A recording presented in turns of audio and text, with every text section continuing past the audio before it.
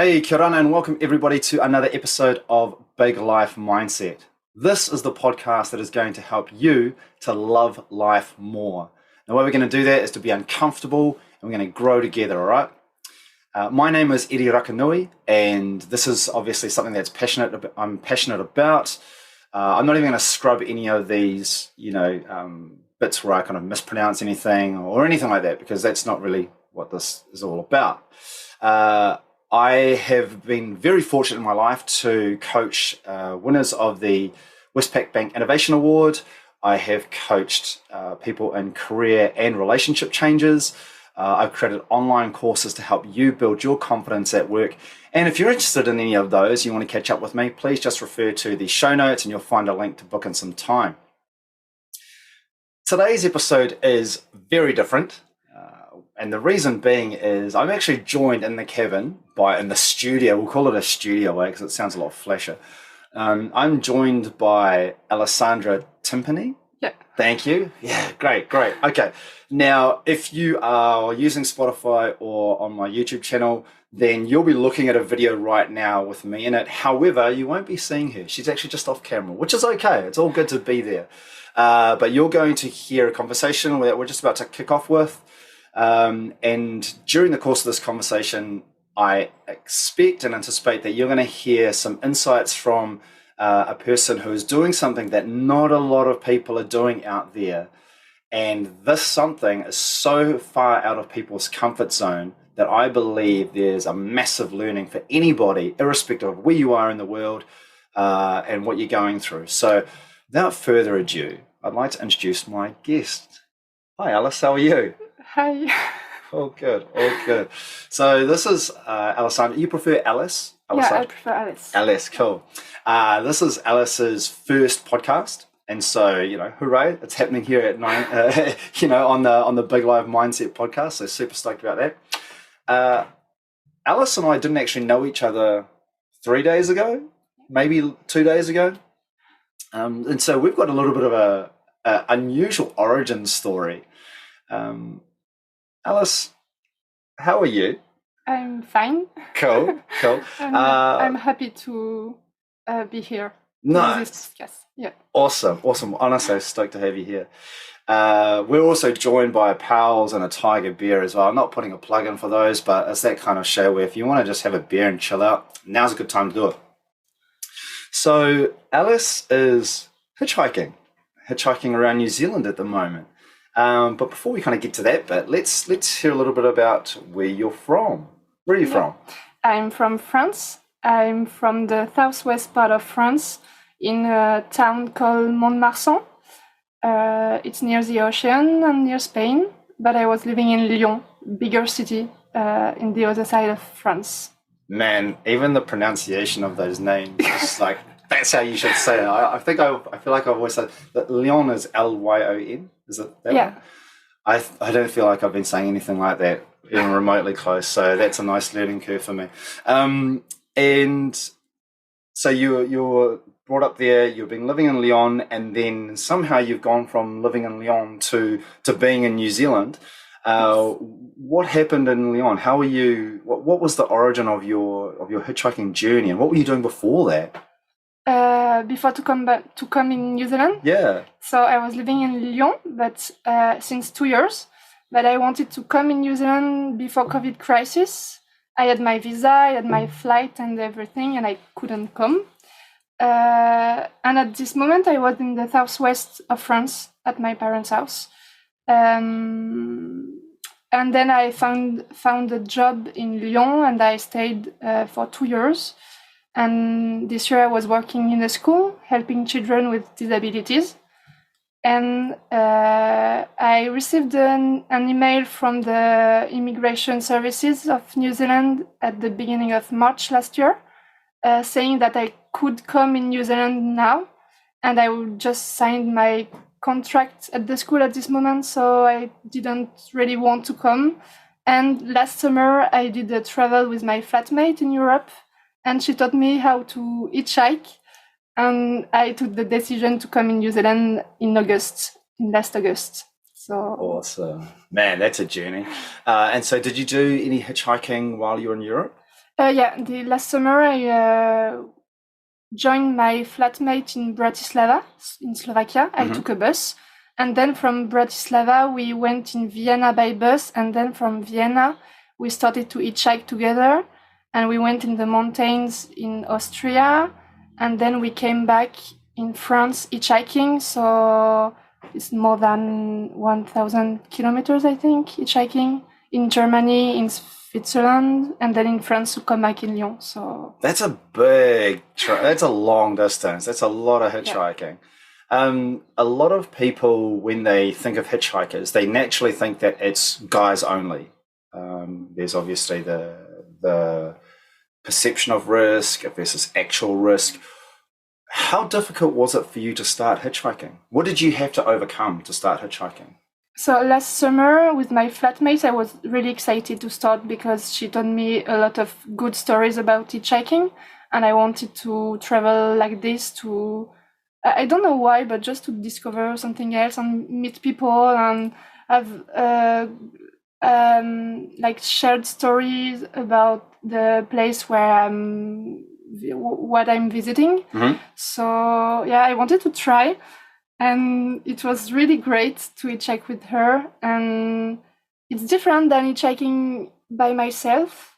And I don't know if I would hitchhike by myself in New Zealand if I didn't have the experience of hitchhiking with someone else in Europe before. I don't think so. Nice. What was it about that experience that helped? What do you mean?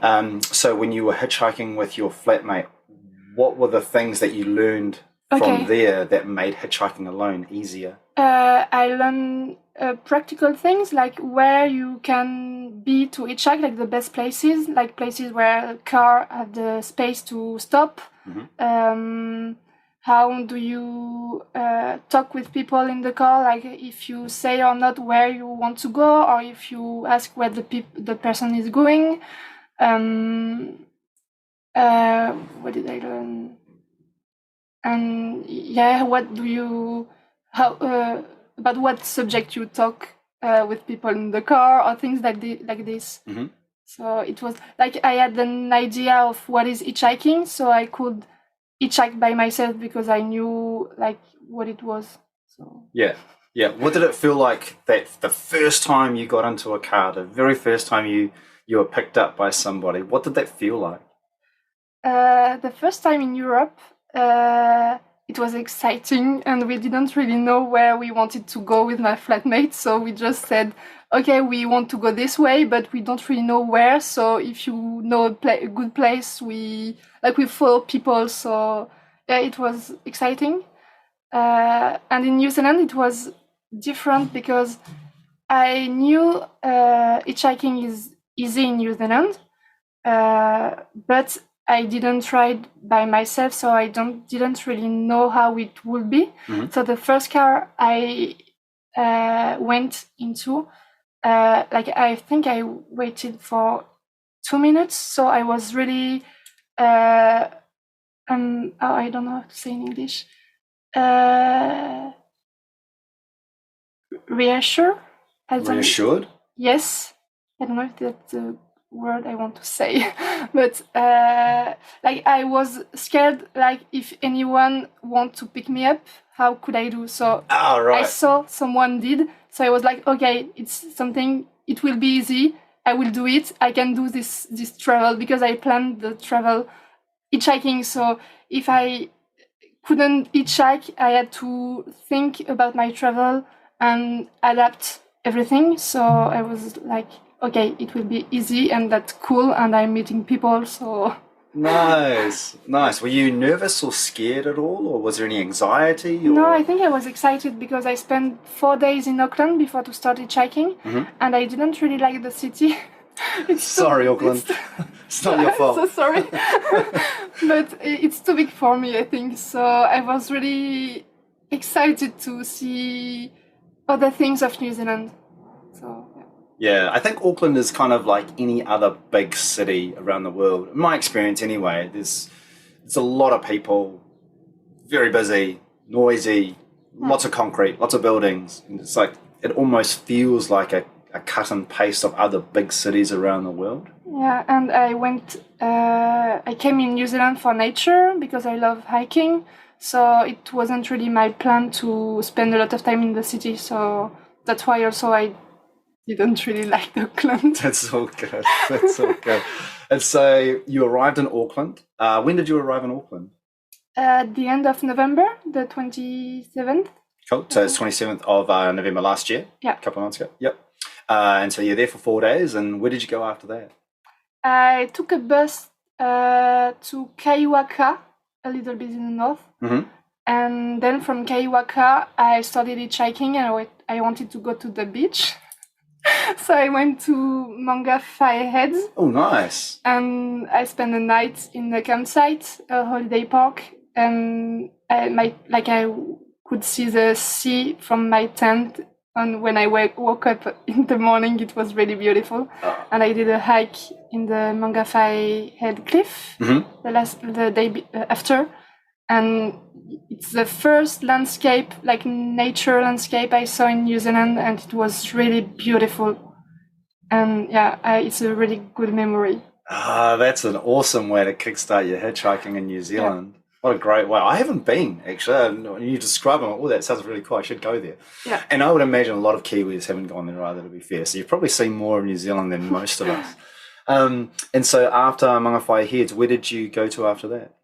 I went in the north, Waipu, then Whangarei, and then Kerikeri, Paia, and Kaitaia, because I wanted to start the Tiararoa Trail. Mm-hmm. I started the Tiararoa Trail, so I wanted to go to Cape Reinga, and yeah, I just kept going to the north. Nice. And you made it to the lighthouse?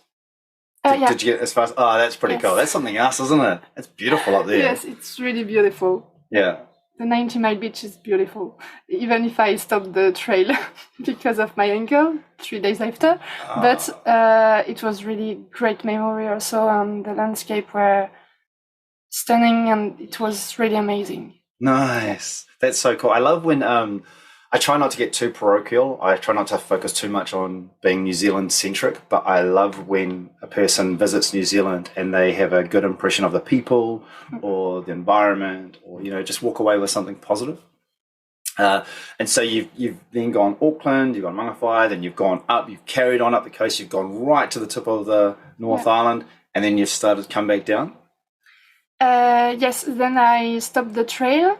Because it was too difficult for me. And I went in Coromandel after, I think. Yep. Yes. No, first I went in Matapuri to Tukaka for a few days. Cool. And then in Coromandel for a few days also. And then Rotorua, Taupo, New Plymouth, and Taranaki.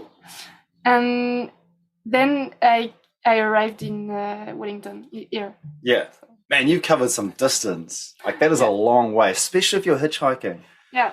I took some buses, but just to cross Auckland, because I can't really... I didn't try, but I don't think it's easy to hitchhike in Auckland and to cross Auckland. So I took buses, like city buses, to cross Auckland, and then I hitchhiked all the way along. Nice. I don't think it's easy to cross Auckland by car, bus, or hitchhiking. It's just one of those places. Yeah. So you did well. And then, so you've gone to Lake Taupo, and then you've gone across to New Plymouth. Did you say? Yeah. So you've actually carried an injury, right? Like you've done something. What did you do? So when I was doing the TA trail on the 90-mile beach, I didn't roll my ankle, but it was painful because of the sand. I think I walked like 60 kilometers on the sand, and it's so difficult. It's so difficult. So with a heavy backpack, with food, with water, because I had food for like 5 or 6 days. So it was heavy. So first I just had this. It wasn't really an injury, just it was painful. I didn't really know what happened. I didn't roll my ankle. And then 10 days ago, when I was hiking in Taranaki, I rolled my left ankle, so the other one, like 10 minutes before the end of the hike. So sad. So close too. Yeah.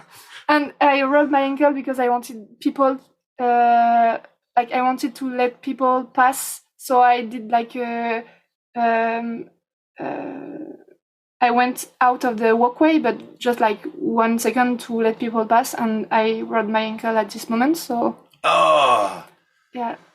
We have. Yeah. Oh, that's rough. My mates and I, we joke a little bit where we say, that's why you never do a good deed. If every time you help someone out, like something random happens and it ends up costing you something, it's a joke. But good on you for doing that.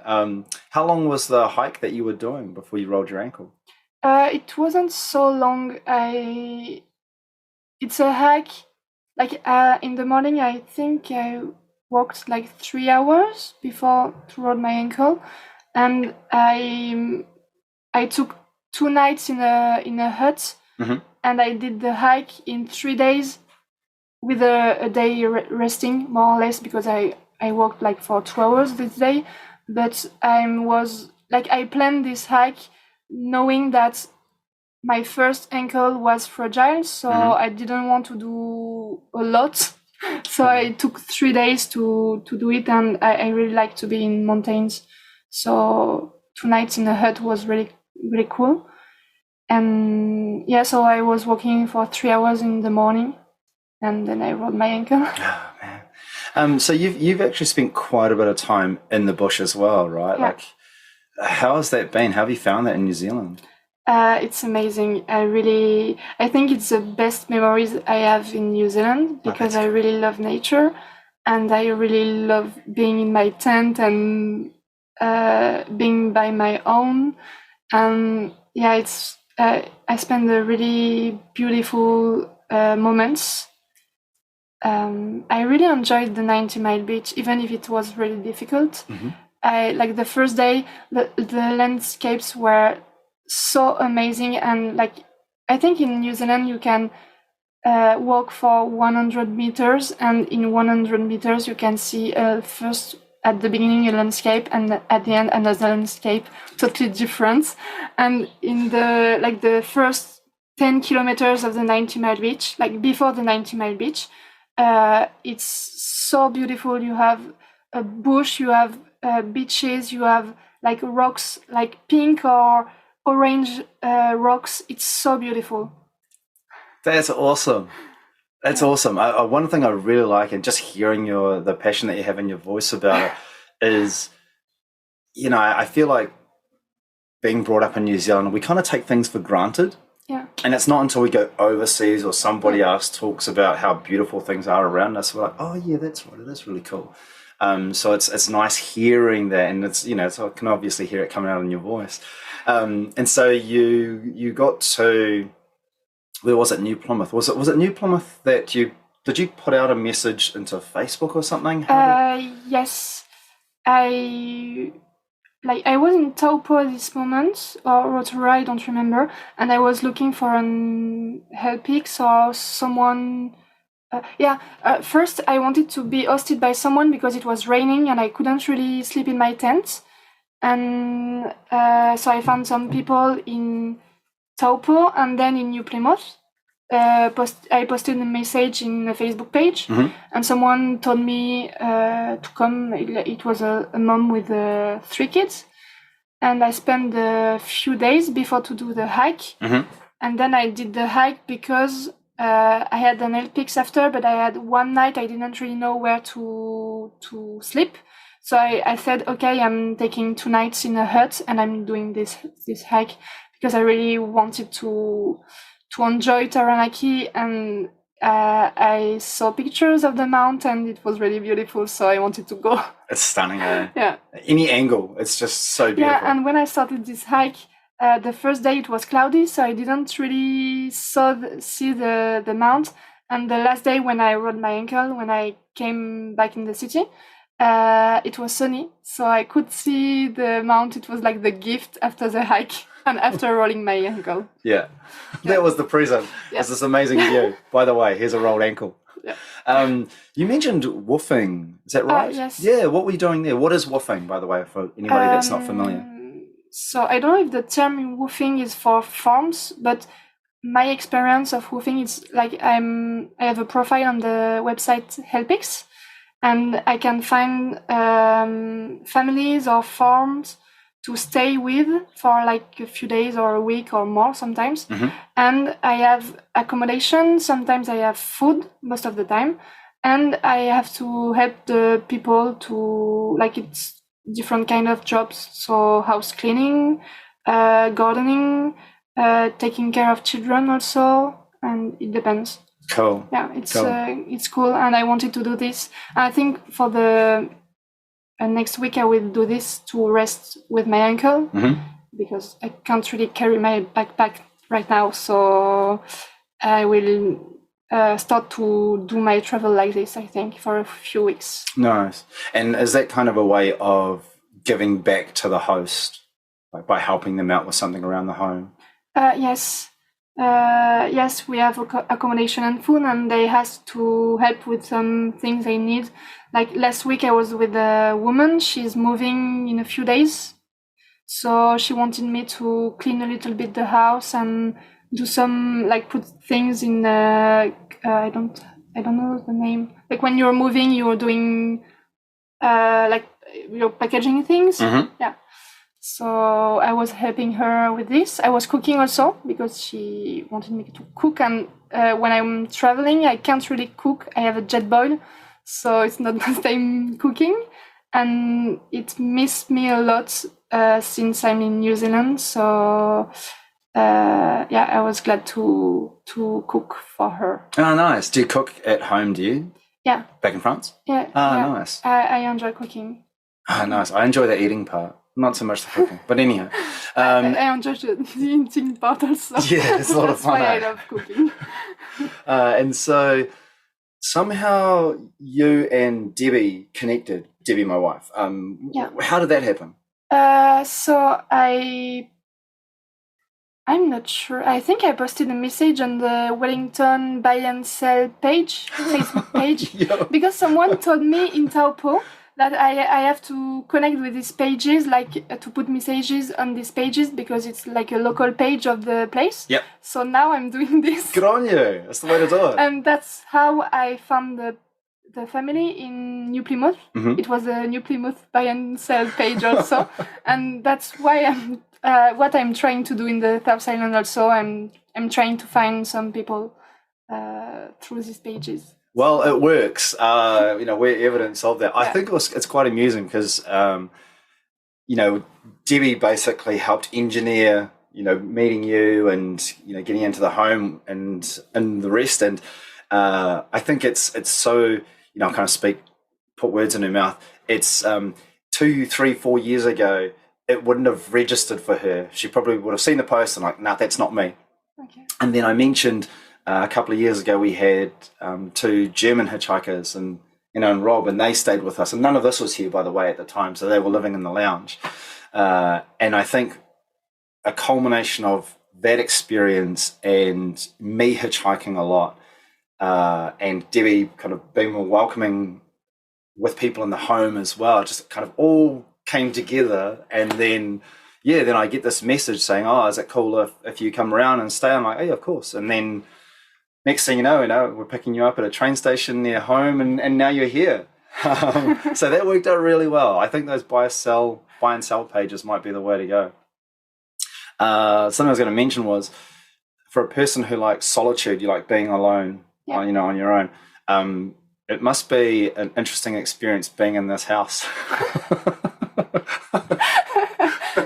So I like being alone, but I don't like being alone at any time. So that's okay. And I love kids. I was working in a school in France, and I love to meet people and being in a house also sometimes, because after a few days or a week by my own in nature, sometimes it's cool also to have other experiences. And that's why I'm so happy to be near in Wellington, because it's funny because my needs traveling are changing with what I'm living. So a few weeks ago, I was with the moment where I was hitchhiking a lot and sleeping in my tent every night. and doing like freedom camps, Mm-hmm. my needs were to have a shower, then a hot shower, then a bed sometimes because sometimes I like to have a bed also. Sure. And good food or things more like this. Mm-hmm. And I don't remember what I wanted to say. I think. Yeah, the cocktail. Yeah. The cocktail story. So after the Apex experience last week, and with my ankle, my rolled ankle, I just wanted to leave other things, and I wanted to drink a cocktail and be in the city and meet people, and like I wanted to see life. So yeah, that's so I like to be alone, but I also like other things at other moments, and I'm really glad to be here. Awesome. We're glad to have you, by the way. I love that because often you talk to a person about when they visit Wellington, they normally want to. There's something to do with Lord of the Rings. There's always something to do with bloody Lord of the Rings. Or there is, because there's quite a few mountain bike tracks around the area, or it's the cafes and the coffee scene. And a lot of the, what are they called?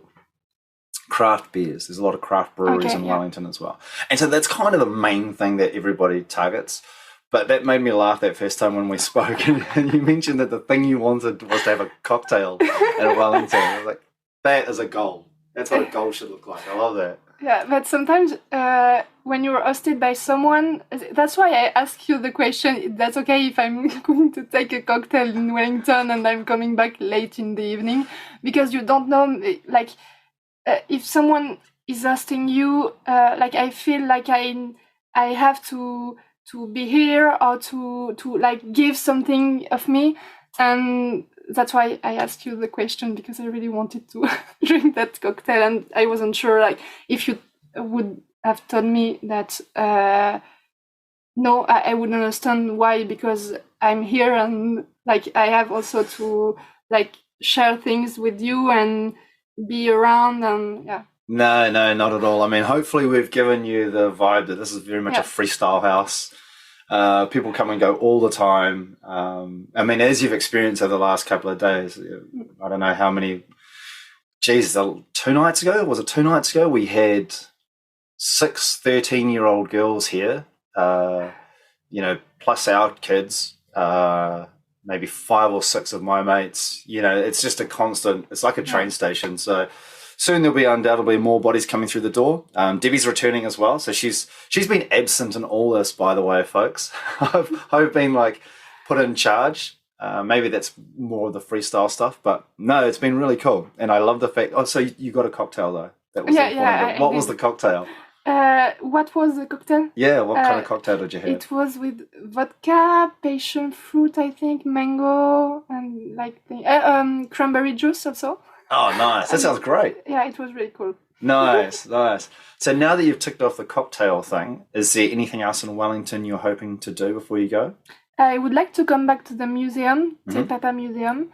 I went yesterday, but I didn't take a lot of time to read everything, and I really enjoyed the exhibition, and I think it's really interesting about New Zealand, about climate change and how to preserve New Zealand, and the history of New Zealand also. So I would like to come back to be more concentrated to read everything. Nice.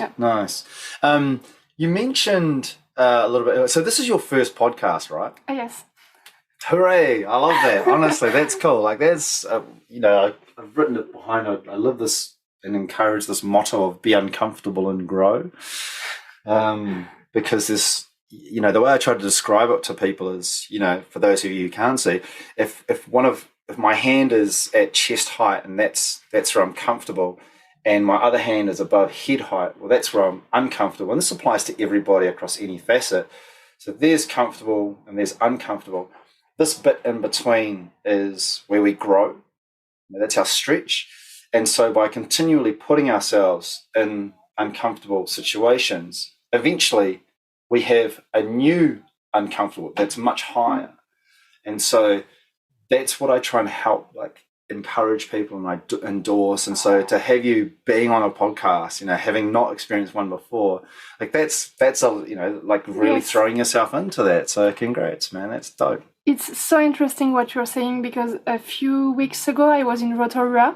I did a mistake when I booked a few nights in an hostel. So I had 2 nights, then a night with nothing, and then 2 nights. So I said, okay, the day where I have nothing, I'm hitchhiking and I'm going to the lake region, like near Rotorua, and I will camp there and come back the day after to go to the hostel. And the day, it was when it was raining and I was really tired. It was at the New Year's Eve moment. Oh, okay. And I was really tired at this moment. And it was painful to hitchhike and go to the lake because I just wanted a bed, a hot shower. And it was difficult.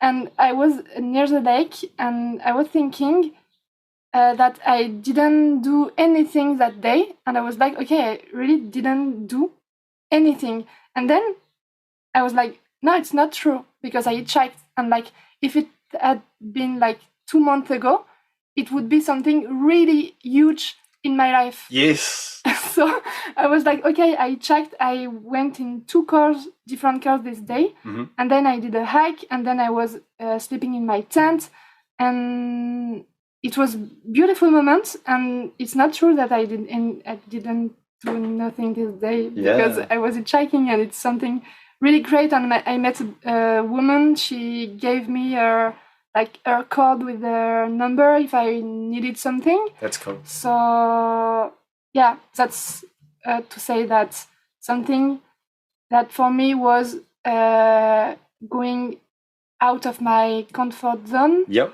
Is something now I'm doing, like not every day, but almost every day. Yeah, and you're much more comfortable with it. Yes. Yeah, and it's true. In my experience as well, I found that I would get to the end of a day and feel really tired and think, oh, but I haven't even done anything. But it's because I'm so used to getting into cars now, and you forget, actually, that still takes a toll. Like, it still uses some of your energy, right? Yeah. Sometimes it fills up your energy and it fills up your battery. But there's other times where you're so focused on the conversation because you want to help the driver to stay engaged, and you want to make sure that you're giving something back to them, that you just feel a bit knackered but tired by the time you've finished it. Yeah, a lot. Yeah, it happened a lot. Sometimes I'm so tired because I have a lot of cars in the day. Like the day I did Taupo, New Plymouth, it's like 4.5 hours driving. So I went in 7 different cars with 7 conversations, and I was so tired at the end of the day. Yeah. Because you're sharing a lot of energy and stories about traveling, and sometimes you repeat also a lot of things you already said to other people first in the day. So and when I arrived in Wellington 2 days ago, I found a ride from Inglewood, I think, near Inglewood? near New Plymouth, and it was a Polish guy. He was going near Wellington, and I spent the day with him, and it didn't feel like hitchhiking. It felt like just like I was laughing with him. We went to do like a little hike in the Downson Falls near Taranaki. Oh, never been. Cool. It was really beautiful. And it wasn't like hitchhiking, it was just like spending a day with a friend. Yeah. So it was really great. Yeah. So sometimes like this, it depends. Yeah, nice. I love that. That's so cool. That moment that you kind of forget that you're hitchhiking, it's a really special moment. And I feel like those are the ones that you maybe remember a little bit more because of the impact that it has on you. Yes, but sometimes I remember also a quick ride. Like I remember a woman, she took me going to New Plymouth for like 15 minutes, I think. It's not a lot. And she told me a lot about her life, and she told me that it was her birthday the day before, and she had money from her husband to buy things, so she went to the warehouse to buy books for her birthday, and I found it really funny. And she told me a lot of things. So there are also like people I meet for like a short time, but I remember, and it's good memories also. Yeah.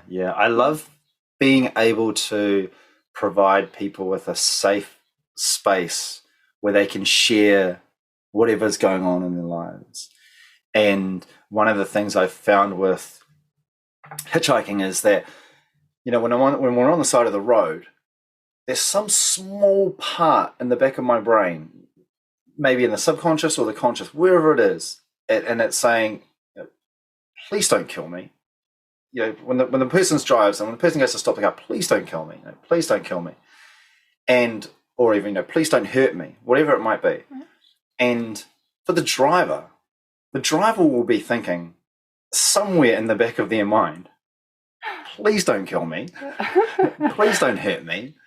And so when they stop the car and you get into this shared space, the safe space that they've opened up to you, there's an accelerated position of trust. Mm. You implicitly trust each other a lot more than the trust that you have with 99% of the rest of the world's population. And by having that level of trust, the conversations that come out of those are just magical and eye-watering and real. It's really something I feel that people have to do. I think it's one of those things you have to do in order to understand what that feeling can feel like. Have you experienced anything similar to that? Yes, I was thinking about my LPX experience, not hitchhiking, but because I had the conversation with the woman with who I was at the breakfast, like the first day, and she asked me a question, and I was thinking like a few seconds, what do I say? And I didn't know if I want, like, I was thinking I can just answer like something like basic, or I could answer something more like personal. Yep. And I was like, okay, I'm in New Zealand, I want to leave things, so I have to answer with the honesty. Yeah.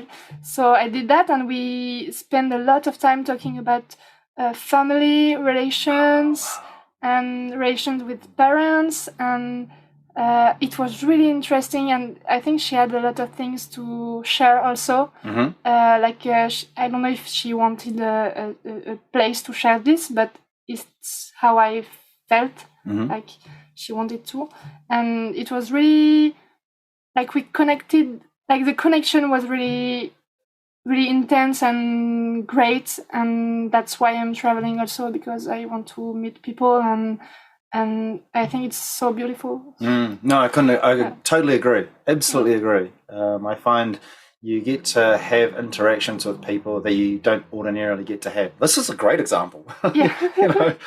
It's like two hitchhikers hanging out in my home, and now we're having a podcast. It's like, this doesn't happen every day, right? No. It's a out of the ordinary experience. Yeah. Sorry, you going to say? I was thinking also about, like, when I rolled my ankle, I met some hikers on the way, and they helped me to come back in the city. Like, they took my backpack and they gave me a ride in the city, and they told me, like, if I wanted, because I had to do some shopping for food. So they told me, if you want to go shopping and just let the backpack at our house, you can. But if you don't want, we understand that we don't know each other, so that's okay. And I was like, no, I was thinking about how I can organize myself, but I was like, no, I'm trusting you, because since the beginning of my travel, I'm trusting people, and everything that happened was really, really great.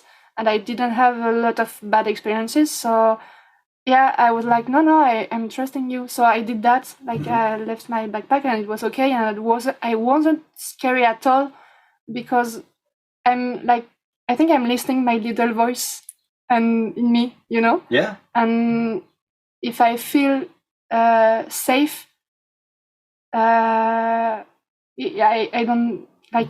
It's okay to just trust people. Yeah. So. Yeah, it is. Something I big advocate for as well is that the world is packed full of good people. It's just there's so many good people out there, and they're just like us. They're going from A to Z, and they're trying to find their way in life, and they're just good intentions. Don't get me wrong. There's bad people. I get that. There's bad apples out there. I know a lot of them, but the world is just packed full of good people. And so there is that time where you have to make a decision. Do I trust this person enough with my belongings? And then you think, well, they've kind of picked me up and I'm at their house. So you do start to build up an awareness, I think, and grow your view of what safe can feel like. I think your comfort zone and your safe zone starts to expand as well, doesn't it? Yeah. Yes, I think because, I meet a lot of people I would not meet in my daily life in France, and I have to trust people also, and I want to. So yes, I feel safe, and a lot of people told me like, "Wow, it's dangerous for a woman to hitchhike in New Zealand. Be safe." And I'm like, no. Well, it can be dangerous. I think I don't know, but. I really feel safe, and if I don't feel safe, I will know it, and I will do I will say no, thank you, I don't want to come with you. But so yes. Have you turned down any rides yet? No. Yes, but just because people didn't really want to go where I wanted to go, so just for that. But I didn't. But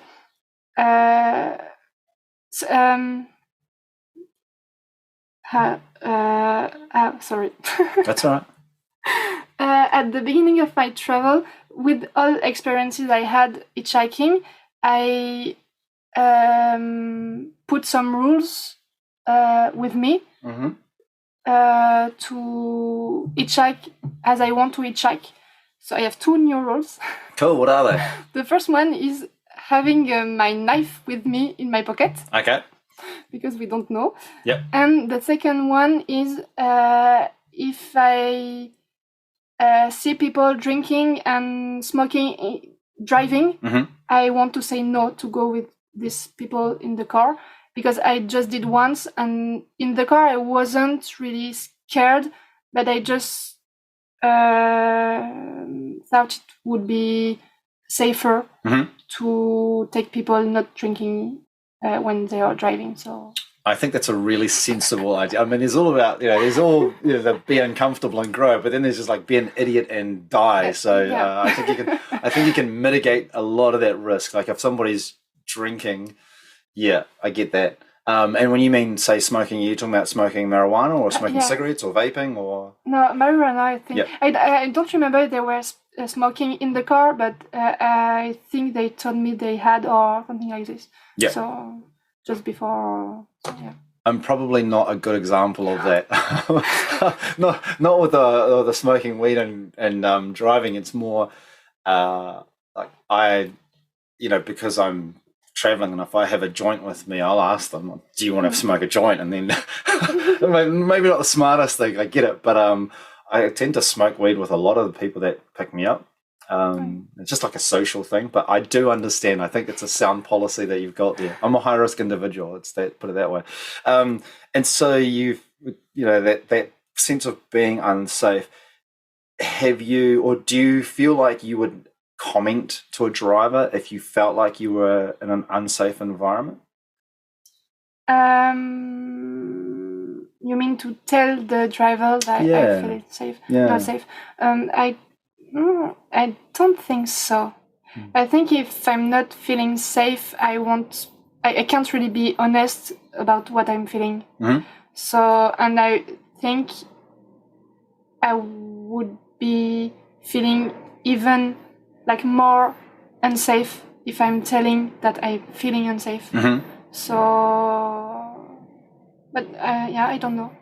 That's a really tough situation to be in, where whether it's hitchhiking or not, when a person feels unsafe, if they don't even feel like they can say that they feel unsafe because it feels like it might escalate the situation even more, that's a really tough situation to find yourself in. I've felt unsafe on maybe 3 rides now out of, I don't know, 100 plus. And the one that really caught my attention that I was able to say something, because I too found it a little bit difficult to say, I don't feel safe with this driving. On one of them, I just said something, I can't remember, it was something quite simple where I said, well, why don't you just focus on the road? And during the course of the conversation, I was like, you focus on the road and I'll keep talking. Because the person kept, turning like they do in the movies where they look to the side and they've just completely stopped looking at what's in front of them. But the most scared, I'll put it that way, I'd ever been was I was in a car, and this was up north as well, near where you were talking about, near Te Rerenga Wairua, which is Cape Reinga, and the guy was just all over the road, and he said, oh yeah, this is just how I drive.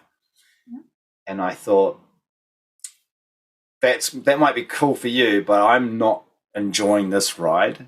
And I think I said something clever like, I feel like the way you drive makes me want to change my underwear. You get it? Cool. I don't need to go any further with that. So it was. So by putting that out there in that way, he slowed right down and he started to stay in his own lane the whole way. Okay. Oh wow. Yeah. Well, it's a really interesting question, I think, because once in New Zealand I really felt unsafe in the car, and I didn't think that I could say, oh, I'm feeling unsafe. Mm-hmm. Please, can you stop? And I want to take another ride. Mm-hmm. Like, it didn't came in my mind that I could do this. And I was just like thinking, please, I don't want to die today. And please, like I was on my phone looking for the destination, the GPS. Yep. And just like praying that I just wanted to don't die and like arrive at my destination quickly. Mm-hmm. Not quickly, but like if the time could advance. Yeah. Like, no. But I didn't think about telling him that I wanted to stop. Mm. Yeah. It's not confined to just hitchhiking though, right? Yeah. It's and I don't know. Think of an example at the supermarket, in church, at work, whatever it might be, where a person doesn't feel safe, but they don't feel like they have the right to say that they don't feel safe, or they don't feel like they know what to say in order to get the other person to change their behavior, or they don't know how, or they don't have a kind of an exit plan for, I'm not feeling safe in this situation, so I need to get myself out of it. What is some advice that maybe not in the hitchhiking world, but what is some advice you might have for somebody who finds himself in a situation like that, where they don't feel safe? I think it's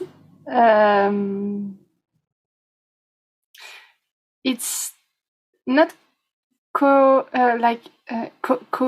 Is it a word in English? No. What's the word? Coherent. Coherent. Okay. Yeah. It won't be coherent with what I already said, but I think the best thing is to share to people how you feel. And I think after this discussion, I want to put the third rule on my hitchhiking rules, that if I'm feeling unsafe, I like a challenge to say to people, okay, I'm feeling unsafe, I want to stop the ride now, that's okay. So yeah, but I think maybe I don't really know how people could react if you say when you're hitchhiking that you want to stop. Like, I'm I'm not like I think they can't react in a bad way, just maybe be like disappointed or upset, but that's all. So and that's fine. It's totally fine to disappoint somebody in that regard and say, actually, I'm prioritizing my safety over whether you feel good about it or not. Yeah. This is about me. So I feel like, that's something that anybody should be able to do. I try not to have too many rules, but I feel like that's a reasonable one. If you don't feel safe, you can just tell someone, I don't feel safe in this situation. Yeah, it's more like a challenge. Like if it happened, like I can do this, and I think it's something difficult for me. It would be difficult to say it. So maybe it's something I can try to do because it's going outside of the comfort zone. Yeah. Well, look, it was difficult for me as well. And, I'm a reasonably confident person. So if it was a piece of advice I was giving out to anybody out there, it would be to go find a mirror or a camera, put your phone up to yourself, record it, record on the video, and like just say it into the video, into the mirror, and then do it again, and then do it again, and then it's like a muscle, right? Yeah. Like once you build comfort and familiarity with it, it's like, oh, I'm going to use it now. But I definitely found it more difficult the first time I did it. Okay. So yeah, each to their own. You kind of touched on so traveling and your sexual preference as well. Yeah. What did you want to share about that? I wanted to share that in France, in my daily life, I'm not really used to live and to talk and talk with men. And since I'm the beginning of my travel, I feel like I'm in the real world,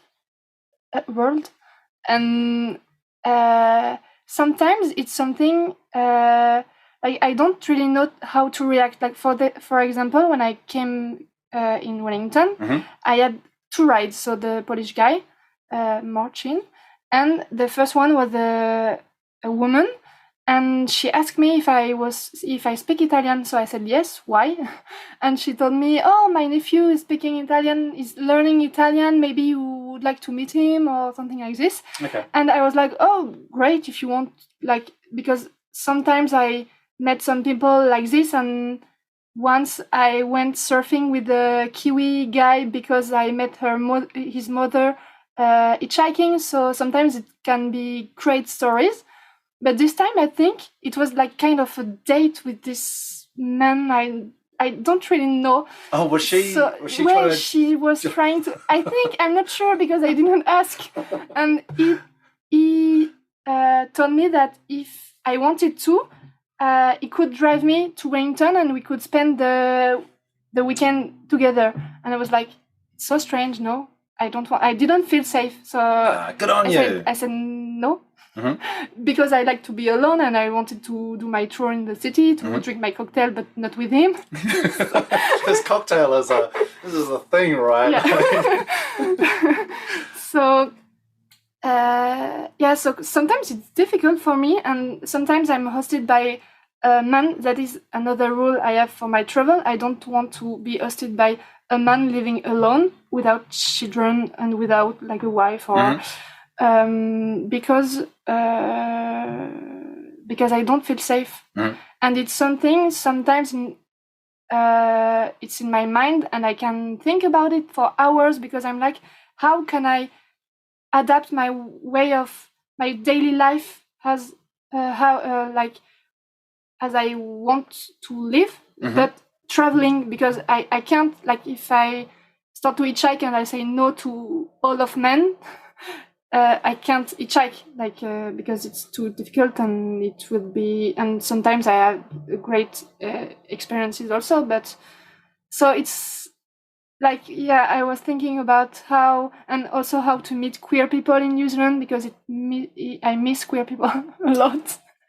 And yes, it's something I really want to find a good way, like not a perfect way, but the best way I would like to travel.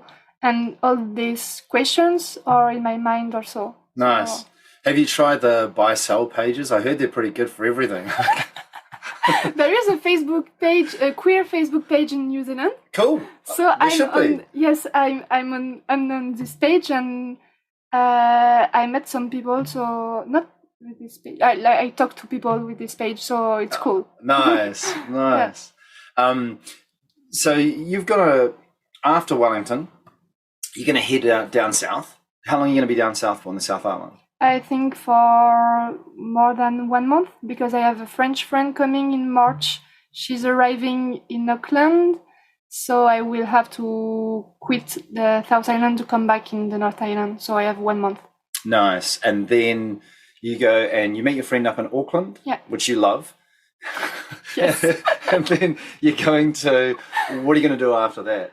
I don't really know. I told her that we should go to the South Island because it's summer, like in March it's not really summer, but it will be better to do the South Island before the North Island. Mm-hmm. But I don't really know. We didn't plan anything for now, so and I'm waiting her to tell me what she wants to do, also what she wants to see of New Zealand. Mm-hmm. And I have also places like Taranaki where I would like to come back. And nice. I have a lot of places where I never been in the North Island, like Tongariro. I would like to do the crossing? Alpine crossing, yeah. I've only heard of it. I haven't done it either. So yeah, I really would like a big touristy place, I think. Oh, man. There are a lot of people doing it. Yeah, I like tourists. I normally am one, but I also like getting out into like the... You know, like into the communities and into the things that you don't see on a postcard.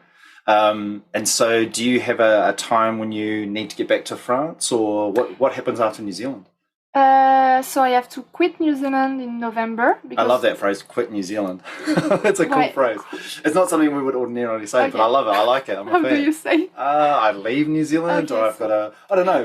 Go with quit New Zealand. That's cool. What does it mean? Is it for a relationship? Or like if you quit smoking, or you quit drinking, or, you know, it's almost not it's like a negative thing, or like you quit work.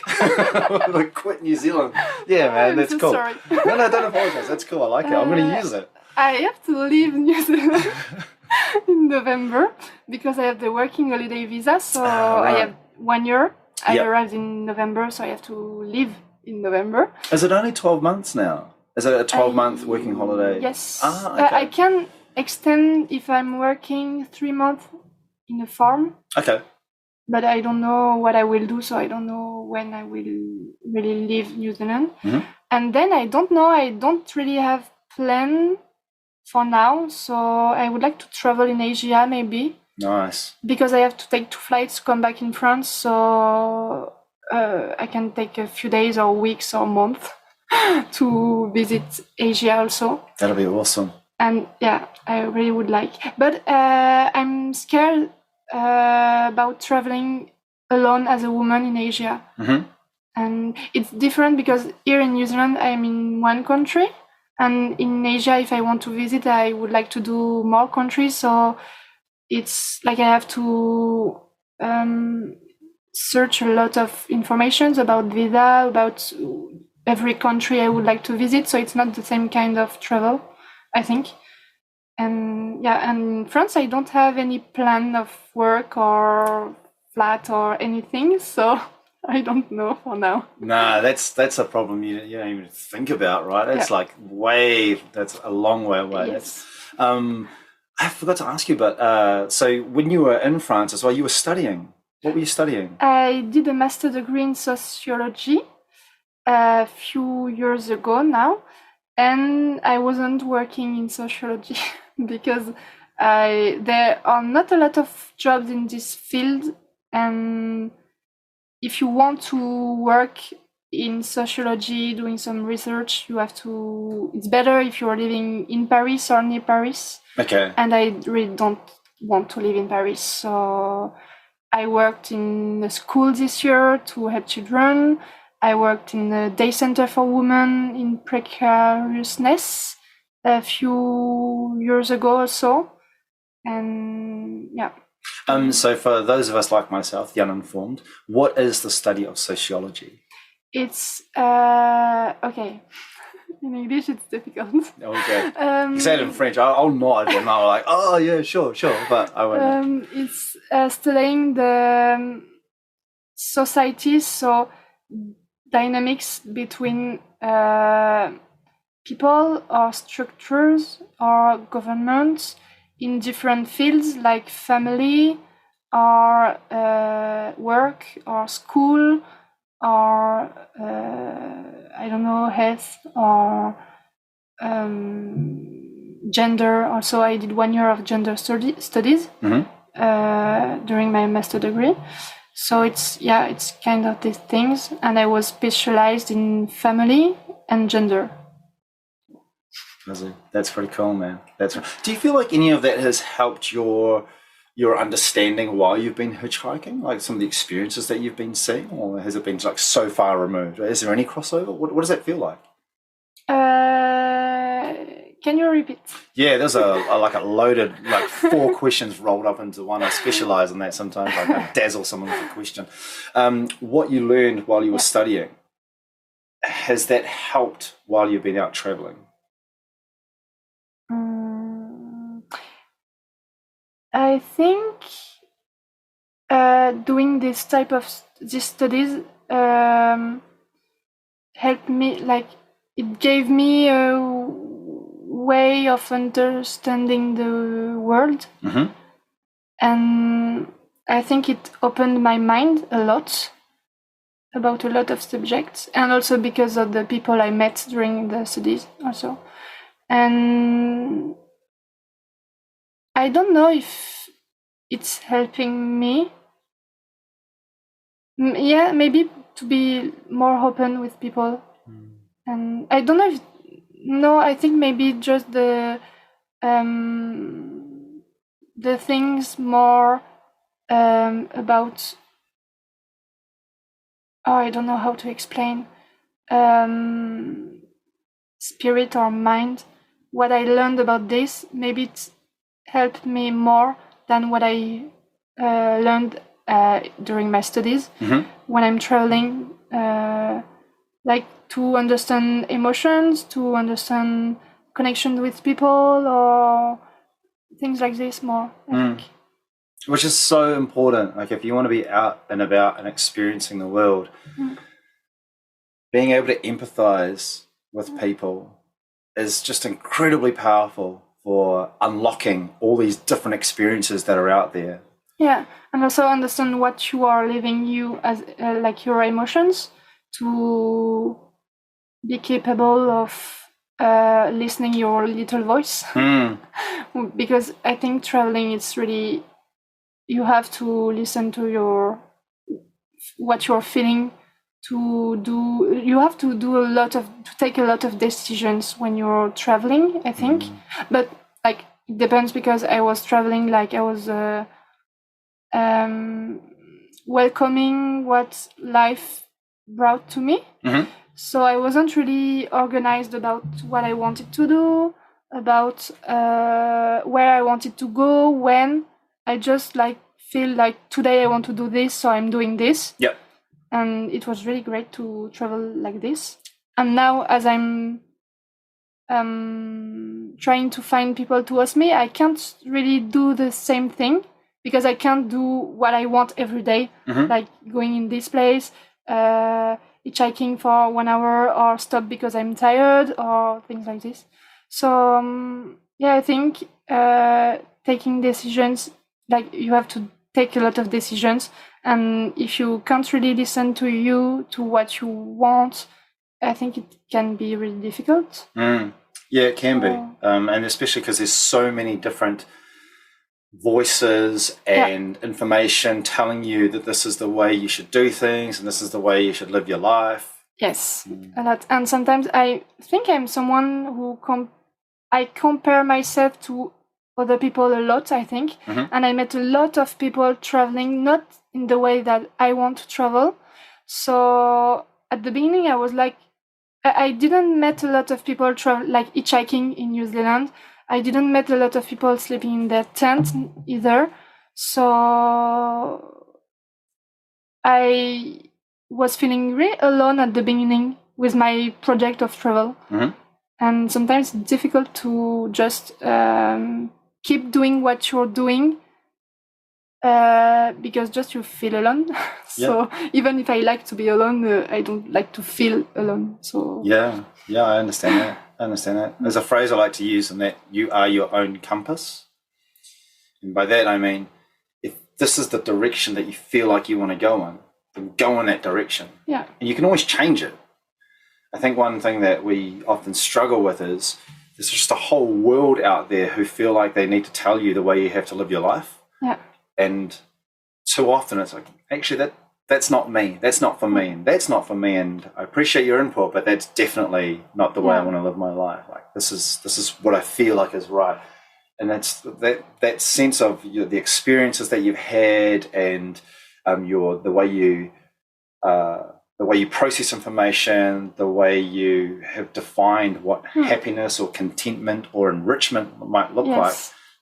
That acts as your compass. Yeah. These are my values. These are my principles. This is the direction I want to take my life. I have a good example of this. Oh. I was traveling with a French guy for like 1 or 2 weeks. Mm-hmm. I started the trail with him. And then we spent Christmas together in a family.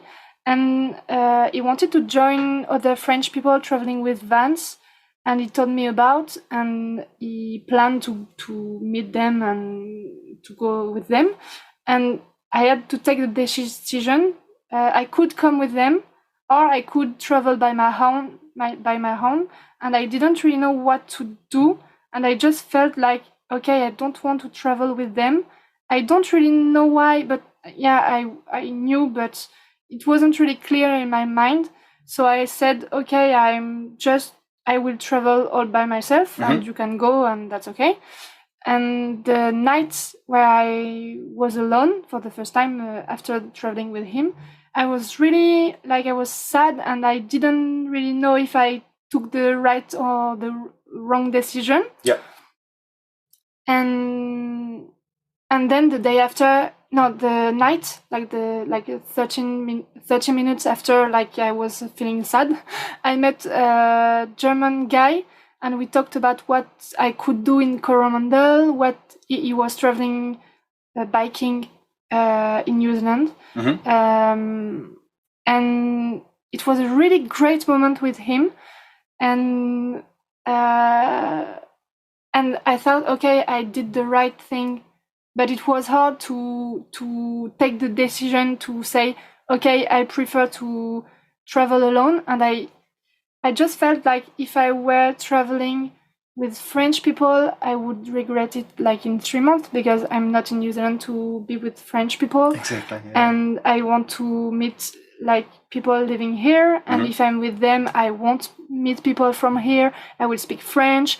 I will do all the touristy places, but I don't care if I'm doing all the touristy places. I prefer being here with you doing a podcast. Cool. and drinking cocktail in Wellington. Cocktails in Wellington, yeah.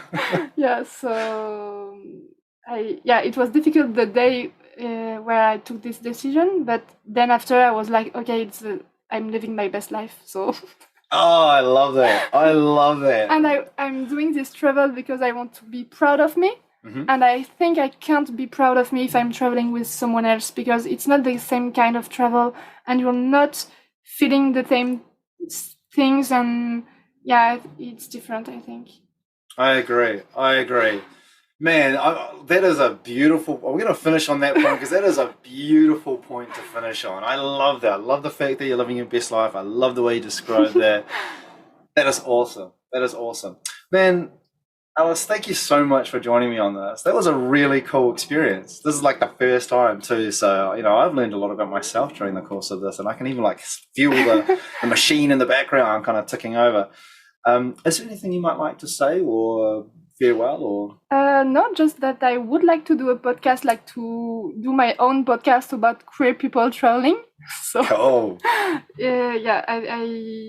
I hope I will do this one day. I don't know when. I wanted to do it in New Zealand, but I really don't know how we do a podcast. I can teach you about this. Yeah, maybe I can come back. I would like to come back. Absolutely, yeah. I'm expecting you and your friend, like when you come back through, well, you know where to stay, right? Yes. Awesome. I can definitely teach you about the podcasting And thank as well. you very much for hosting me and for the podcast. Oh man, it's really our pleasure. Great experience. It really is our pleasure. Yeah. Awesome. Thank you everybody for joining us on today's episode. I'm not going to get you to like click follow or subscribe or rate this. What I am going to suggest is in the show notes, there is a link to book in time with me. Click on that link. Let's catch up for a virtual coffee or a coaching experience, whatever that might look like, because I'm fairly confident that I can help you out. Thanks very much to Aless for joining me today. Obviously, Debbie, who organized all of this, but is yet to arrive back home. And everybody out there for joining me. Do appreciate that. Can't wait to catch up again. Bye for now. Oh, wait. Be uncomfortable and grow. Do that thing. If you're not going to click any links, do that thing. Be uncomfortable and grow. All right. Ka kite. Bye for now.